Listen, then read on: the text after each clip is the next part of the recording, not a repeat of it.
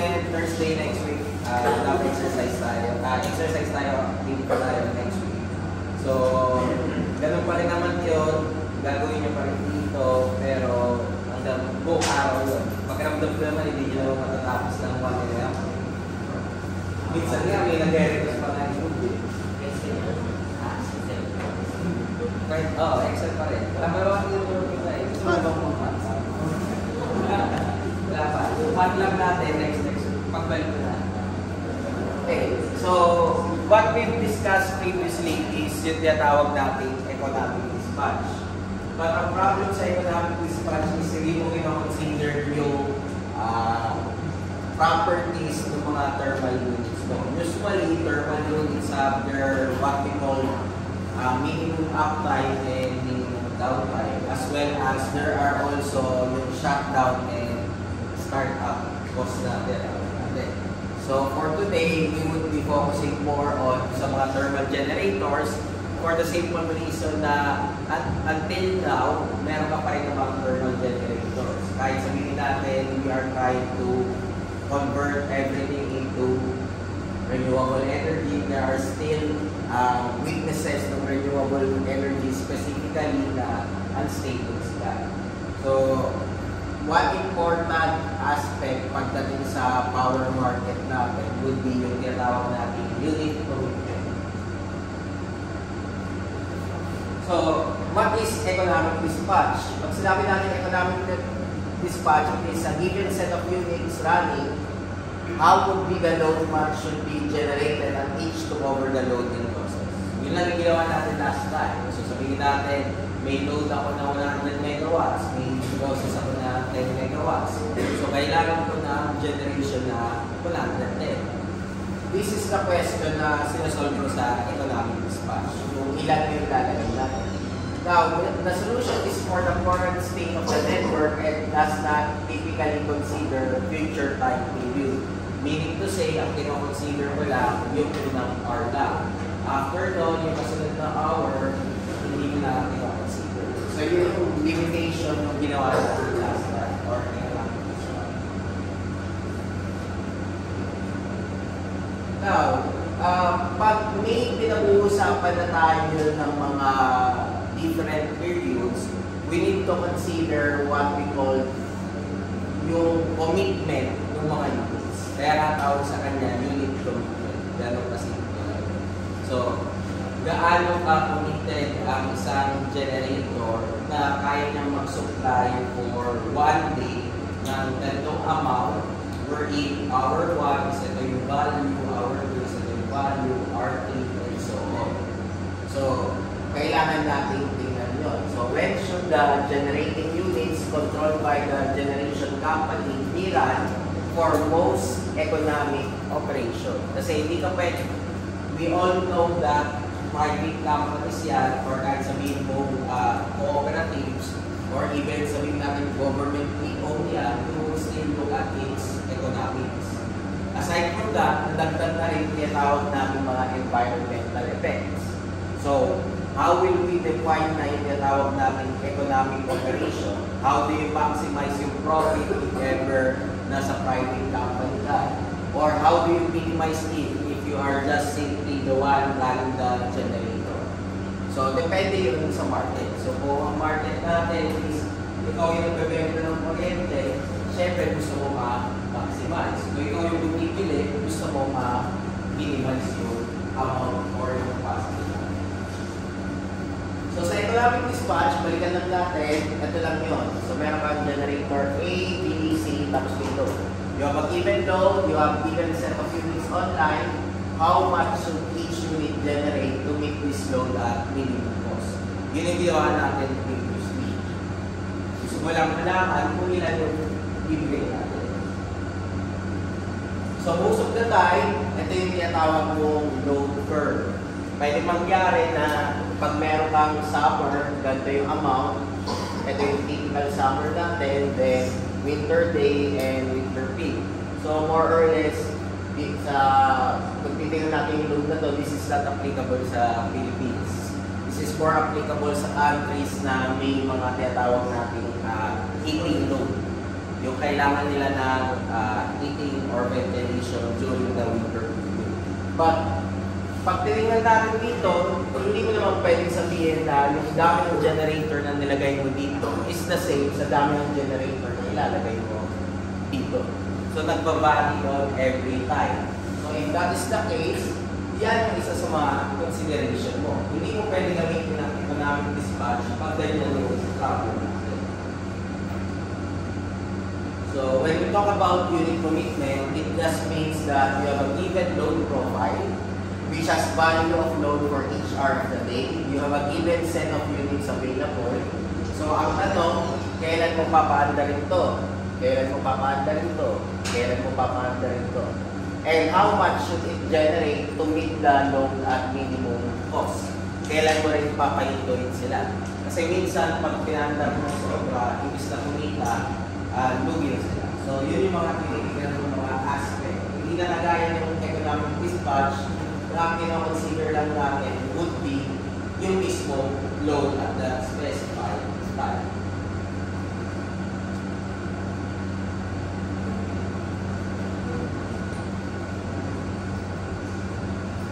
Okay, let's have an example. Although I'll be explaining this more once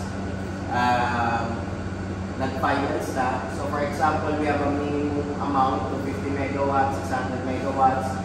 Yan yung kanyang cost function, Unit 1, Unit 2, and Unit 3. What combinations of Unit 1, 2, and 3 will produce 550 megawatts at minimum cost?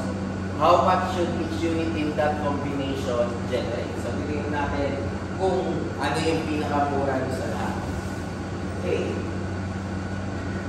So, siyempre, lagyan natin ng table. So, yung table, maglalagay tayo ng possible combinations ng lahat ng generator. Since tatlo ang generator natin, 2:3 yun. So, 8 combinations ang meron tayo. So, check natin if possible siya or not. Okay, ito yung mano-mano So, mano-mano muna yan. Wala pa tayo sa mismong process na gagawin. Siyempre, una, so check natin. So, pag let's say, naka-off lahat, imposible naman yan talaga. Invisible yan. Pag tinunod natin at nakatingin mag-maximum siya, still it's impossible pa rin. Kasi kailangan mo, kailangan natin 550 So since 550, ang maximum mo is 500, so hindi pwede yun. Pagdating mo sa pangatlo, hindi pwede kasi yung generator tulad ng binuksan mo, 400. 550 yung kailangan natin. So impossible pa rin yan. Yung pang-apat, pwede na. Pwede na sabihin 400 yung isa 150. Then, yung pang-lima, rin, pang-anim, pang-pito, at saka pang-walo. Yung pang-walo, sumobra naman. Bakit naging invisible value natin? Lagpas na tayo sa 550. Kailangan mo kasi paanda rin silang lahat at minimum capacity. So, kung titingnan natin yung mga to, ito lang yung possible na meron tayo.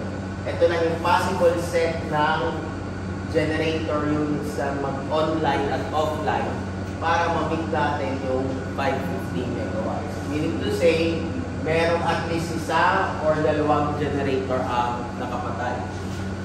Hindi mo na pwede buksan sila sa specify. Okay, sinaksulit natin yung cost. Yung pinakamura would be ito, 5,389. So, ang gagamitin natin would be isang generator. Buksan ko lang yung generator 1. Hindi ko na kailangan buksan yung generator 2 at saka generator 3. Yung una, hindi natin ginagawa yun kung economic dispatch. Kasi economic dispatch, assume natin bukas lahat. So dito, hindi. So pwede mangyari, generator 1 lang yung on natin, generator 2 and 3 is naka-on. And yung amount mo is around 5,000. So yun ang main principle ng unit commitment. Ano yung mga units na bubuksan mo or isasara mo para ma-achieve mo yung demand, pero pinakamura yung cost natin. So, yun yung training natin. Now, ano yung mga observations na pwede nyo makita doon? There are, if part of yung units yung nakakomit, 10 meet the demand. So, makikita nyo naman yung pag sa unang dalawa natin. Pwede rin sabihin natin na not enough units are committed. So, ang mangyayari nun, some units operate above optimum performance. Pwede mo rin sabihin too many units committed, some units below optimum. Yun yung nangyari sa uli, yung binuksan natin tatlo. Or too many units are committed. So minimum generation exceed demand. And no load cost affects choice of optimal configuration. So ano ba yung no load cost na to? Ito yung no load na to, diba, balikan nyo sa machine. As long as binuksan mo yung machine, kailangan umikot yun. So meron kang load na pinipili. Tawag natin doon no load, pero may binibigay siyang output power. So, yun yung nangyayari sa mga minimum natin na hindi natin pwede i-consider. So, this is a more ambitious example. Optimal generation schedule for a load profile. We compose the profile into a set of period. So, yeah. Assume load is constant over each period. Yun yung ating, sabihin natin, ideal case. So, i-assume natin constant siya each period. Then, for each time period, which unit should be committed to generate at minimum cost during that period? So, pwede natin sabihin, yan yung example na yun. So, kung 1,100, bubuksan ko unit 1, unit 2, unit 3. Kung 1,000, ang bubuksan ko lang unit 1, unit 2, 900, ganun rin.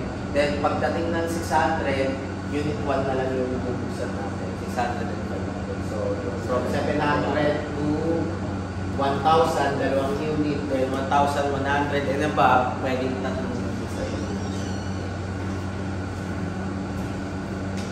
Based yan sa minimum and maximum capacity ng mga generators. So, parang ganyan yan, pag minamatch mo yung combination. Okay, tayo natin.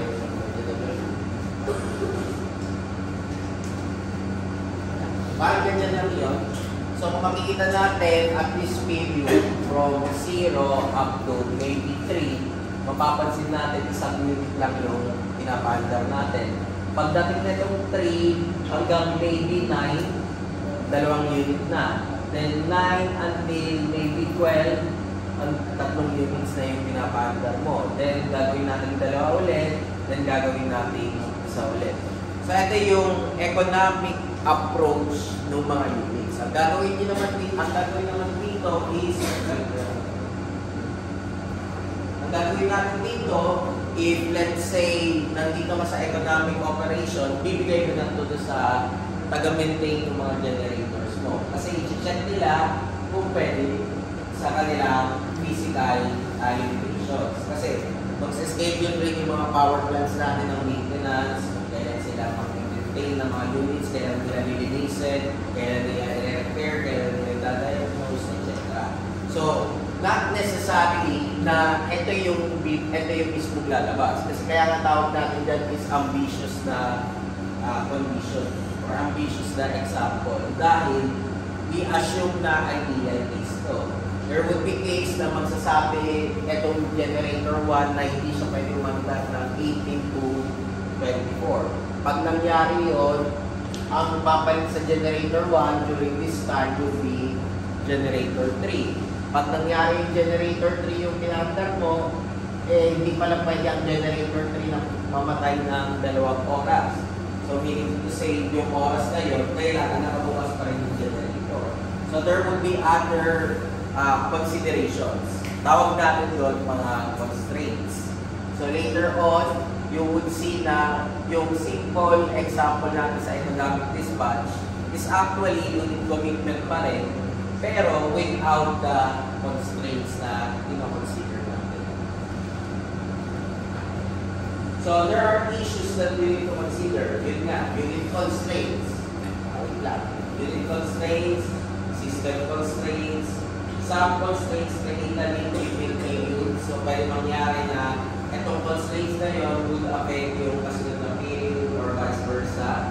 Yung startup cost, yung pag-binuksan mo yung generator, may additional cost yun, and different units have different startup costs.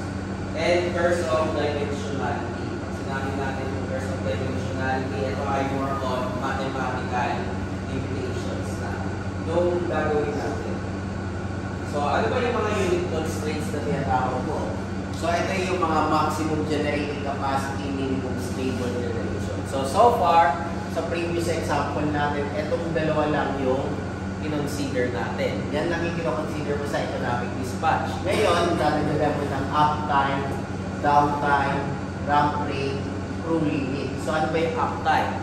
Ibig sabihin, pag binuksan mo yung generator, ilang oras or ilang minutes mo kailangan nakabukas yun bago mo patayin. Hindi naman pwede binuksan natin yung aircon, papatayin mo agad. Masisira yan. Try nyo paglarawan yung aircon nyo sa bahay. Hindi na natin kung gaano katagal bago masira yung aircon. Okay, so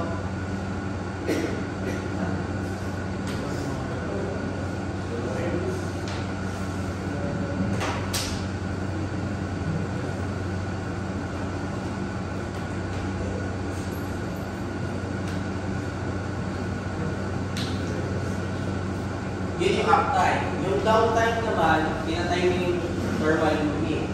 Siyempre, papalamigin mo muna yun.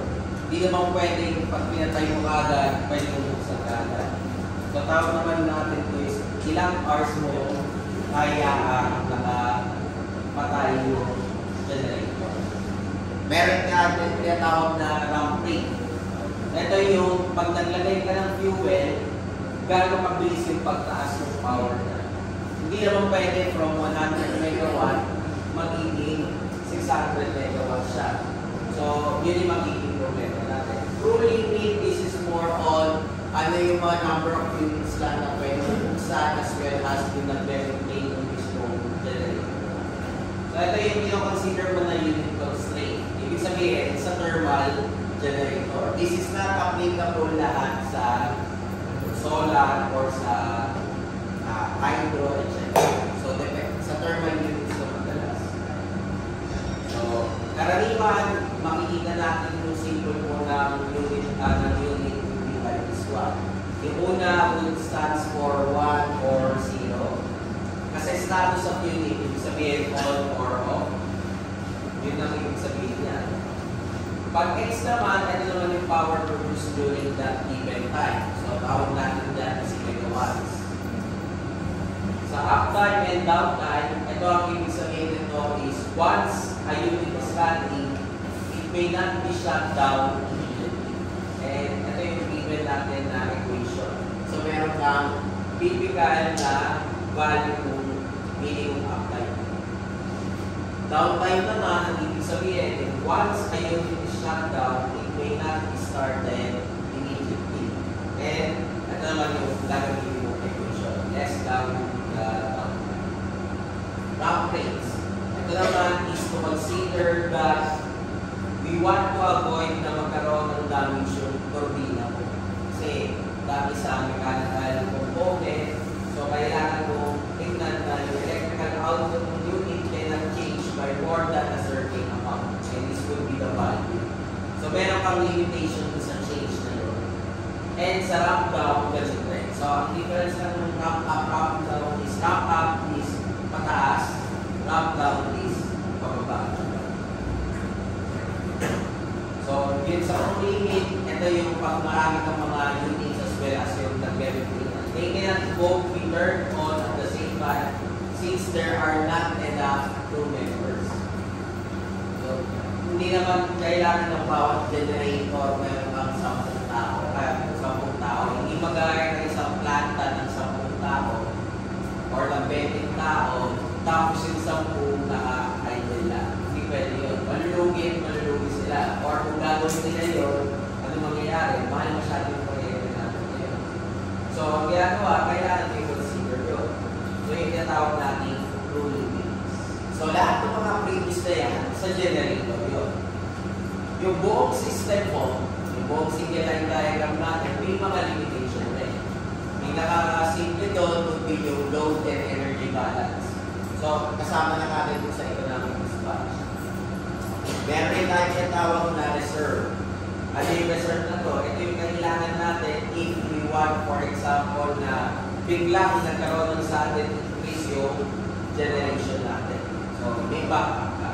Pag sinabi naman natin emission constraints, ito ay more on sa pollution or environmental impact. Then for constraint, ito naman yung mga limitations lang transmission line. So sa load and generation balance constraint, we just make sure that the summation of generation is equal to load. Sa reserve, ito is during anticipated loss of generating units or interconnection caused by frequency gap. Or kailangan mo lang mag-increase bigla. Or kailangan mo magkaroon ng additional kasi hindi siya maximum capacity. So may given ka na rin reserve requirement. At kailangan yung reserve requirement ko pag inadto sa demand, hindi pa sa maximum capacity. So how much yung reserve? Ang reserve kasi ginagamit natin para mag-avoid tayo sa mga outage. Pero ano kasi sabi natin credible outage? Ito yung mga outage na due to sudden increase ng demand. So there are criteria na pinakonsider tayo. Pag deterministic, ibig sabihin madaling malaman, usually binibase mo sa capacity ng largest unit or interconnection or percentage of peak load. Sabihin natin ang peak load mo is 100 megawatts, ilan yung reserve mo? So we have 10% reserve, so 10 megawatts. Or pwede na sabihin capacity of large unit or interconnection. Yung pinakamalaki natin data is 500 megawatts. So ang reserve mo is 500 megawatts. Meron tayo in terms of probability.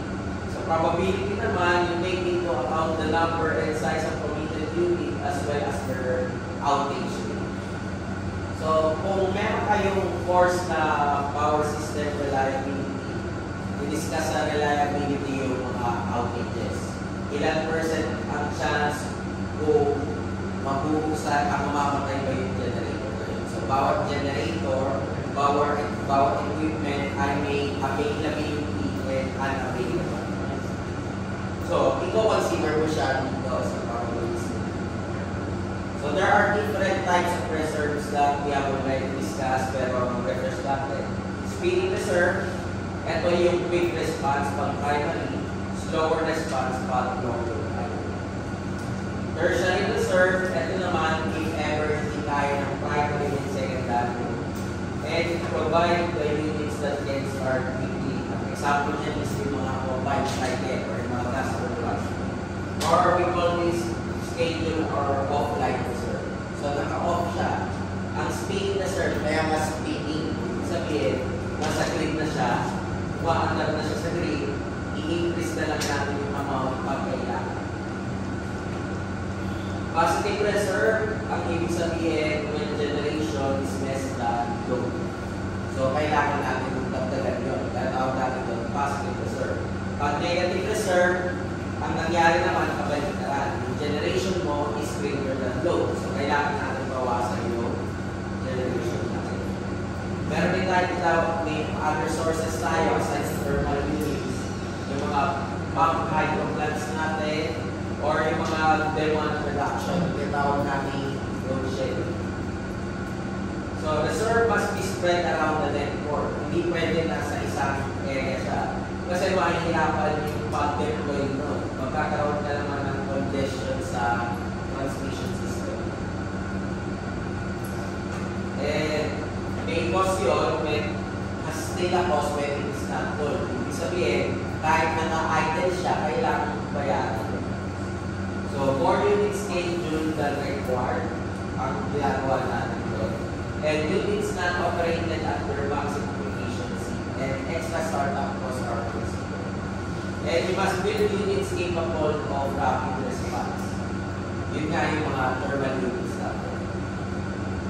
And cost of reserve proportionally larger in small systems. So, this is the important reason kaya tayo nagkakaroon ng interconnection. That is the reason why maybe dati dinamit natin yung Luzon papuntang Visayas. Kasi during that time, nung naglagay ka ng high voltage DC line connecting Luzon with Visayas, masyadong mababa yung capacity ng Visayas na pag inayaan natin siya nakahiwalay, masyadong magastos. So, mas maganda na lang na kumuha na lang siya sa Luzon. Meron ka rin tinatawag na environmental constraints. constraints. Ito yung mga scheduling and generating units that may be affected by environmental factors, which are considered such as yung mga carbon dioxide, sulfur dioxide, nitrogen oxide, and so on.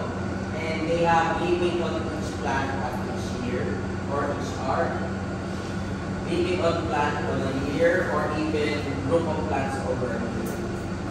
Sa hydro, ang problema mo naman dyan is yung navigation, recreation, sa protection sa wildlife. So, hindi naman pwede basta-basta maglagay doon kung may isang forest ka na sisirain. Or sabihin natin, may type ng isda na nandun na pag nilagay mo yung hydro, magiging extinct na. So, those are the things that we need to consider. Network constraint. Ito naman yung sa transmission line. So, ito na. Medyo nadala.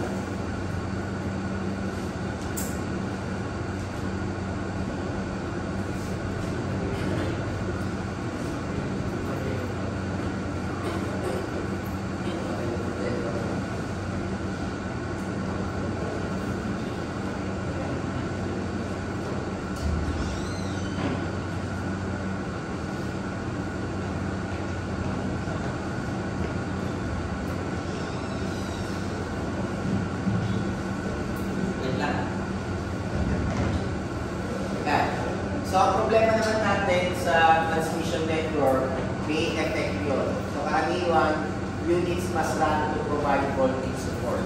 So, kahit sabihin natin yung unit na yun ay hindi mo ginagamit for generation, kailangan mo siyang paandalin. So, gagamitin mo siya as like a condenser or pwede sabihin capacitor.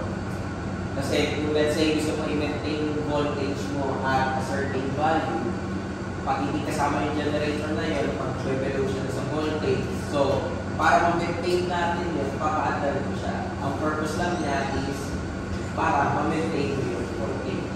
Pwede rin mangyari is kailangan mo i-minimize yung unit dahil yung transmission line na nagko-connect sa papuntang substation na yun, ito lang yung kapasok. So, kahit sabihin natin yung mga units mo ay pwede magbigay ng more than dun sa capacity ng transmission network ko, hindi pa yung pwede. Di ba ba? Kaya doon papasok yung sa future planning mo. Yung i-increase ba natin yung size ng transmission line, i-increase mo ba yung size ng substation, etc. So, hindi naman yun basta-basta ginagawa. So, kung makikita nyo yung course natin, yung 415, 416, 417, more on future planning, more on paano ba mag-design ng substation? Paano ba mag-expand ng substation? Paano ba mag-design in the future ng additional power plant? Pero, hindi mo basta-basta i-include yun. Sabihin natin, i-propose mo yan for example sa cooperative or MDCP. Ang kasunod na tinignan ng MDCP would be ito, yung unit commitment or yung economic operation mo. Kasi baka nagkataon lang or pwedeng may iba pang solution. So, yun yung mga tinitingnan natin. So, yan yung tinatawag natin network constraint. So, yan. Pwede yan. Sabihin natin, chip generators may be constrained of more expensive generator may be constrained on. So, ang ibig sabihin doon, pwede hindi na lang natin kung sa isang generator. Pwede rin, may tatlo kang linya. Wala pa rin ba? Ayun. Pwede rin, may tatlo kang linya, pero hindi lang yung linya i-operate mo. Pwede yung dalawang linya lang. Yung isang linya i-off mo na lang. Kasi, kumbaga, kailangan mo lang capacity is para sa dalawa. Or, enough na yung dalawa. Startup cost. Ito naman yung cost tayo sa generator starting up. So, thermal units yan. Madalas sa thermal units yan. And must be warmed up before they can be brought online. And warming up causes manual. So, kaya meron kang additional sa cost function na startup cost. So, ito yung mathematical equation ng startup cost, theoretical. Pero pwede mo yung simplify as we go on. And you need to balance the startup cost and running cost. Example, isang generator. wait lang, wala pa rin.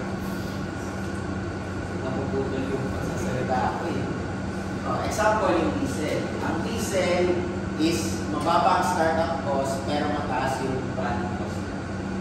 Ang coal plant, mataas ang startup cost pero mababa ang running cost.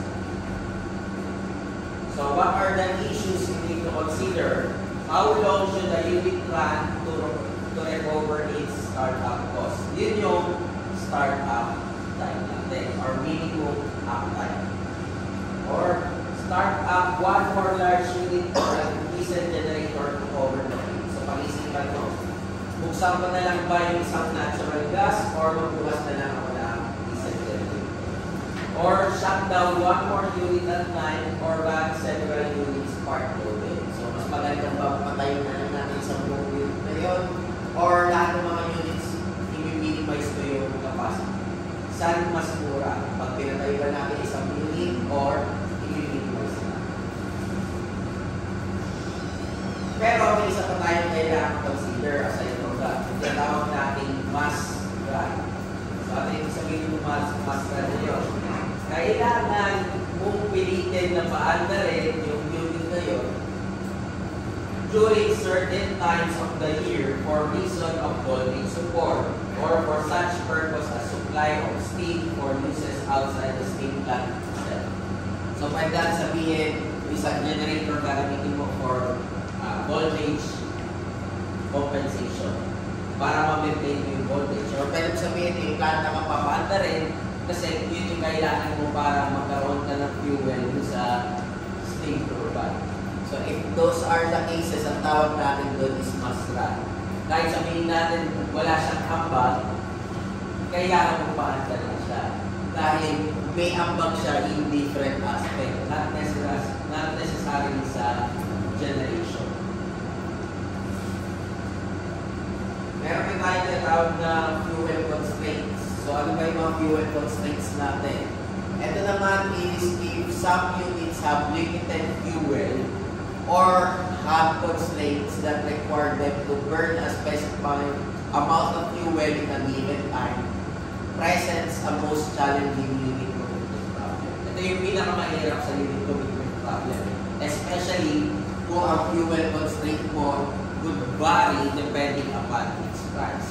So, let's say, ito yung naging problema natin sa Ukraine at saka sa mga Middle East countries. So, nangyayari yung mga oil power plants natin, medyo mas constrained sila sa output. Kung dati kaya nilang mag-output ng more than 100 megawatts, kasi ito ganito lang kamura, yung oil, yung nagmahal yung oil, naging 50 megawatts na lang. So, isasama ko rin siya as some of your constraints. So, fuel constraints ang tawag natin. Okay, in summary, so some constraints are linked in periods together. You want to minimize the total cost, which is the start-up and the running. And this must be done over the whole period of startup. And generation scheduling or unit commitment is a more general problem than economic dispatch. So ang difference natin dito sa economic dispatch, ideal scenario. Sa unit commitment, kino-consider mo na yung mga other problems na. And economic dispatch is a sub-problem of generation scheduling. Kumbaga, sinol muna natin yung economic dispatch, pero pag sinama mo na yung ibang constraints, yun na yung unit commitment. So, power output could also be adjusted within the unit. So, ito yung mga example ng mga flexible plants natin. Coal-fired, oil-fired, open cycle gas turbine, combined cycle, hydro plants with storage.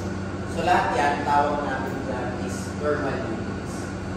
Except yung mali ang hydro. Thermal units ay yung hydro. So yan ang pwede mong gamitin or pwede mong isama sa unit commitment na nagbabago ang status. Hindi kagaya ng solar, once na kinapit mo na sa grid ang solar, automatically mag-prepay siya sa specified time. And the output rated is given when optimized. how do you solve? May mga decision variables ka sa way na. So, bago yan, para mas madali mo intindihan yung explain ko kanina, so lagyan natin for example ng demand curve.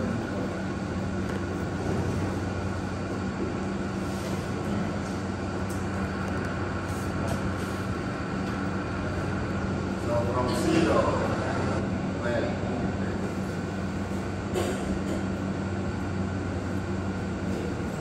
Nung walang solar, pwede natin sabihin na or walang renewable, ito lang yung mapapansin. Ito lang yung mapapansin. pwede natin sabihin itong oras na to, yung generator 1 lang yung pinapandar mo. Tapos itong oras na to, sabihin natin generator 2 lang yung pinapandar mo.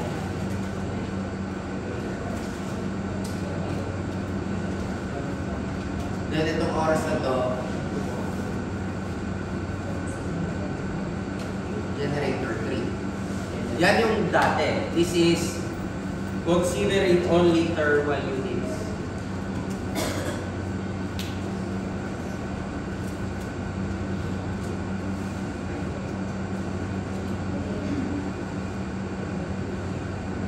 So makikita nyo may mga on and off yan. Now, ngayon, Ulitin lang natin.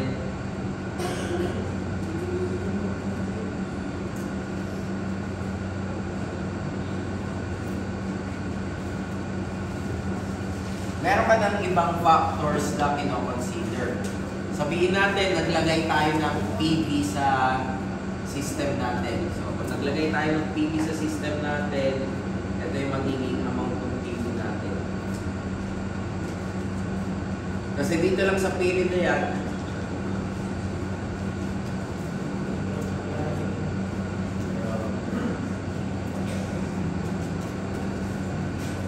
dito lang sa period na yan, nag-ooperate ang PV. so kung titignan natin, hindi ko na pwedeng gayahin to. Bakit hindi ko na pwedeng gayahin ito? Kasi ang mangyayari, yung generator 1, Pwede lang sabihin yung generator 1 dito. Saka dito, di ba? Generator 1 yan. Pero dito sa part na to, kailangan kong dagdag dito sa taas yun. Pwede lang sabihin niya.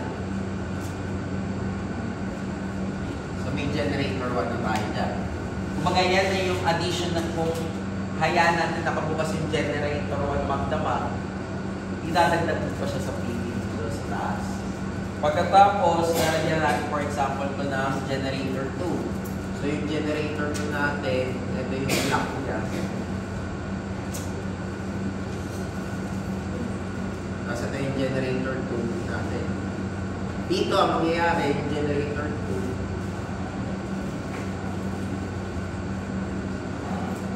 hanggang dyan na lang. So, idadagdag natin yan.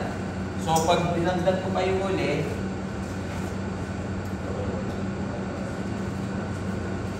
let's say yung generator 3, ito yung block ng generator 3 natin. Mapapansin nyo, dito sa amount na to, mas konti yung capacity na pwede na generator 3 na. so may pagbabago yun dahil nagdagdag ka ng PV. Sir, may schedule lang din yung PVs. Hindi siya actually schedule. Kaya lang siya naging parang schedule kasi take note na ang PV, wala namang araw ng 12 midnight pa. Ang problema, ito, hindi mo alam kung fixed to. Ito pwede ngayong araw. Sabihin natin ngayong October 19. Pagdating ng October 20, pwedeng mas mababa yan. Kagaya kayo, umulan, di ba? So mas mababa yung output ng PV mo kaysa kahapon na maaraw. So magbabago to. Kaya nga magiging complicated ang isang unit commitment problem pag kinonsider natin yung renewable. So there are ways to mitigate this one. And isa sa mga ways na yon is naglalagay tayo ng battery energy storage system or ng fuel cell or pwede natin sabihin pump hydro, or any storage device. So ano ang ginagawa ng storage device? In the instance na yung PV hindi na kaya or konti yung binibigay, siya yung magiging additional. Pero there are other things na pwede mong gawin sa battery. Pwede mo rin siyang gamitin as additional reserve. Kasi mabilis ang response ng battery. Mas mabilis ang response ng battery kumpara sa thermal generator. So later on, makikita natin yun na bakit tayo naglalagay rin ng energy storage device. So going back sa mathematical approach, so ito nga yung mako-consider mo, ano yung status. Pag sinabi mong status, is it on or is it off? Kung ano man yung time na yon. Ano yung kanyang output, may minimum and maximum value. So, kailan siya mag-move, kailan, ano yung value na pwede mo siyang paandar. Ano yung combination? So, combination siya ng integer at saka continuous variable. So, that's why, hindi mo na pwedeng gamitin yung previous pag ganitong case. Usually, ang ginagamit na natin dyan kasi tinatawag natin mixed integer linear programming na MILP. So, yun na yung gagamitin nating approach when we consider this one.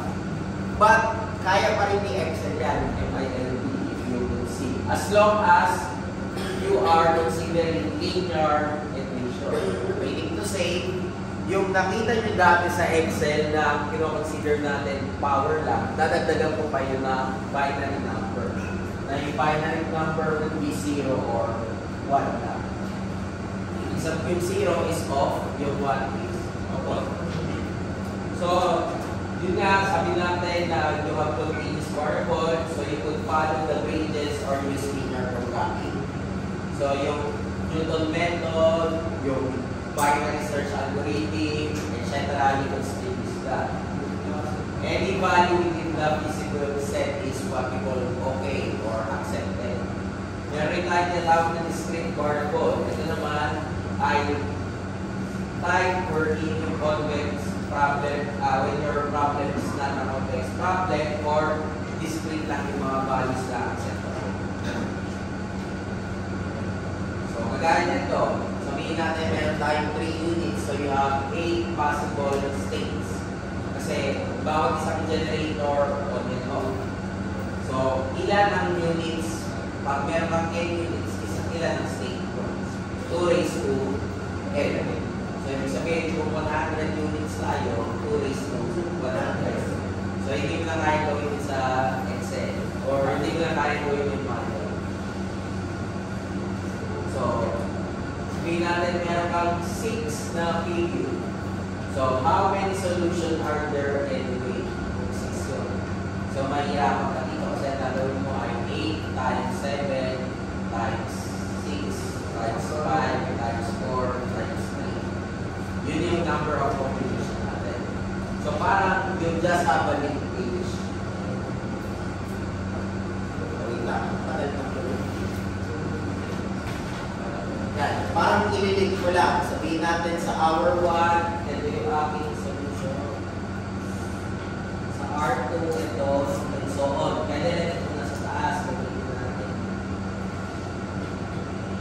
Ayan. For example, ito, pwede natin, hindi nakikita ba?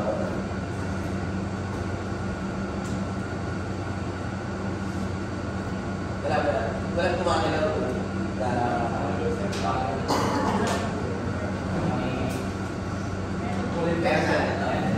So, for example, ito, pwede natin consider ito nasa baba.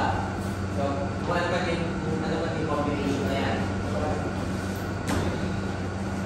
Tapos sa akin siya, tapos pababa, nawala ba? Akyat yan, wala ba?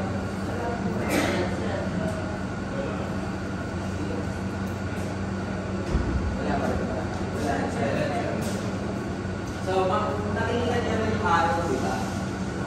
So, pwede natin gawin na yung consideration sa path. For example, ito tayo, di ba? So, ito yung una natin combination ng generator units. Pagkatapos ng R2, ako consider natin ito nasa taas. R3, ito naman. R4, ito. R5, pwedeng ito or pwedeng yun. And R6 yun. So, kumbaga, ano yung mga combination natin? So, parang sabihin natin 000, 001, 010, 010, 100, 101, 101, and 111. Yun lang ang ibig sabihin ng bawat isa natin. So, ilan yung units na bubuksan natin at hour 1, R2, R3, R4, hanggang hour 6. Pero sa atin, ang gagawin nyo ay 24 hours. Kung ang pag-usapan mo isang araw lang. Kung pag-usapan mo isang taon, 8,760 hours. So, yun yung gusto mong malaman. But usually, pagdating sa unit commitment or economic dispatch, ang pinag-usapan natin ay at most 1 week. Madalas 1 day ka kasi nagre-refresh yun or nagbabago yan sa susunod.